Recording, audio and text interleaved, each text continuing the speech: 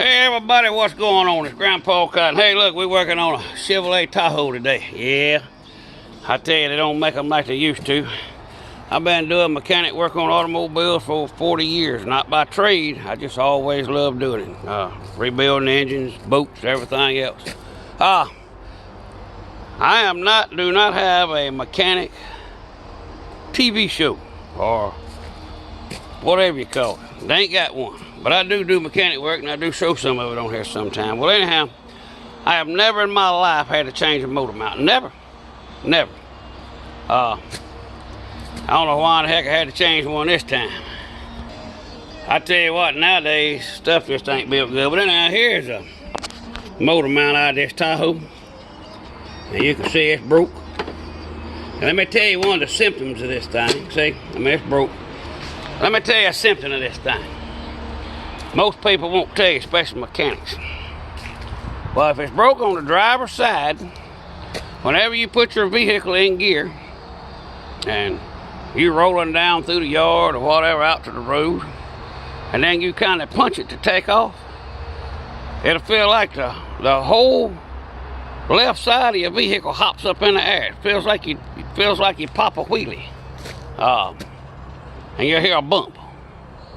Well, every time, I mean, it'll drive like that, but every time you stop at a red light or stop sign or whatever, and you take off, whoop, it'll kind of jump up in the front and you'll feel a bump. Well, that is a telltale sign on a Chevrolet or any other vehicle, especially on the Tahoes and the Suburbans and the Silverados and the GMCs. It is a telltale sign that you got a driver's side motor mount broke. Now, if you take it to the shop, it's about $500 for them to fix it or more. You know, if it's on the passenger side, you won't feel it as much. Matter of fact, you won't hardly feel it at all. But if you put it in reverse and you give it a little gas quick, it'll do the same thing that you're feeling on the driver's side. It'll jump up on that side. So that's how you can tell. But anyhow, that's how you really tell if one's broke.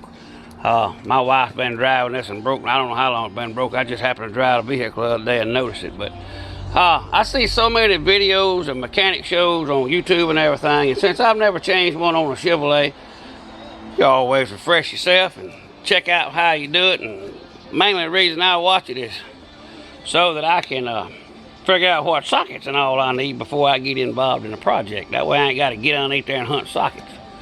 Well, anyhow, let me show you a little nifty socket here that you got to have when you're working on these things. If you ain't got one of them, you're going to fight it. This little booger right there, it's called a tight spot impact socket on a swivel. I mean, there it is right there.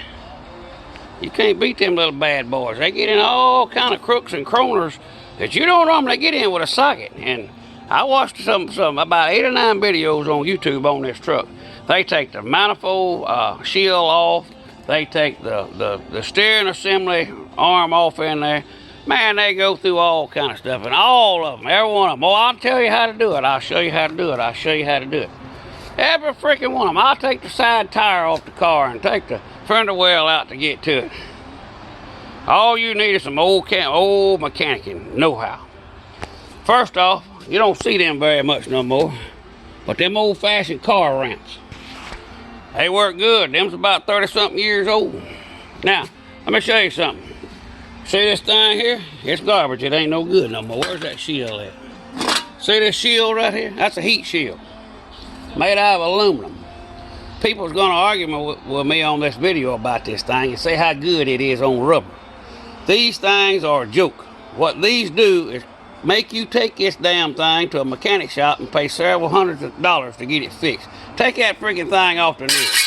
It'll save you a whole lot of headache putting that bad boy back in there. I will assure you. You will not get it back in there with that shield on it without taking the other motor mount loose and jacking this motor up. Well, let me show you something. Down in here is what I'm talking about. I can y'all see down in there. Let's see. Yep. They say on all the videos, you take this heat shield off. You take this whole arm assembly out to get to everything. Well, you don't have to do that if you got the right tools. And I'm going to show you real quick. I done took this thing out and put it in. It didn't take me very long. I mean, really, not long at all. But let me get this light out here and get you set up in here, and I'm going to show you how this socket works around all this stuff. Hold on just a minute. Let me get you set up. Okay, I'm pretty sure maybe I got y'all set up pretty good here where you can see what I'm doing.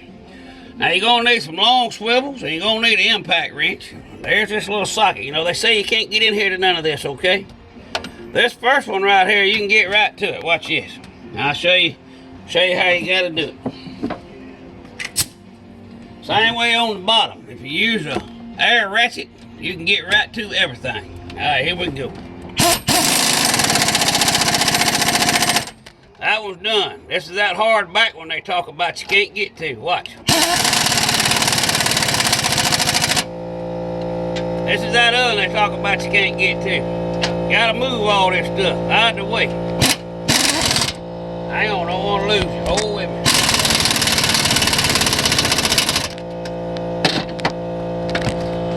Alright, pulling you back out of here. Give me just a second. Here you go. Here's that little booger again. Right there. Now, I ain't gonna torque these down, I'm just gonna tighten the crap out of them. Well, let me tell you something. If you do away with that dust cover, you can get it in and out real easy, and you don't have to go through all that work. Just like as easy as I just showed you how to put them in. Now, you may have to bust them with a pull handle to get them to get them out of there because they got Loctite and all in them. But that's how easy it is to take it in and take it out. It actually takes about maybe 40 minutes to do this whole job if you take your time. Now, I'm old and crippled, and it didn't take me no more than an hour. Saved myself $500.